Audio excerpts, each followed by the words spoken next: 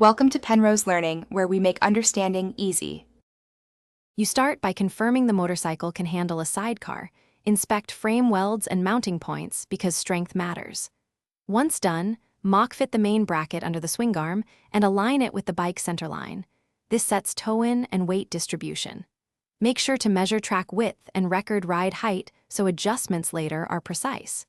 Use a torque wrench on the first bolts to avoid distortion, and keep the wheel detached until the subframe sits square and level with the motorcycle. Now you install the sidecar subframe and wheel assembly, because middle stage geometry defines handling.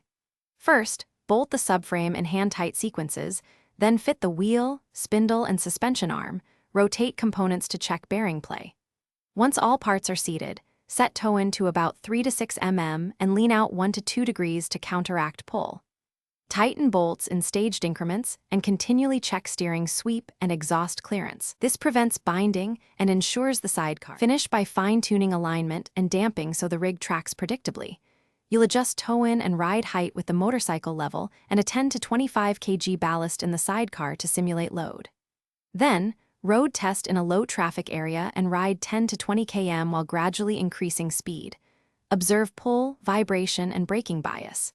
If the outfit pulls or vibrates, recheck alignment, wheel bearings, torque specs, and cable routing.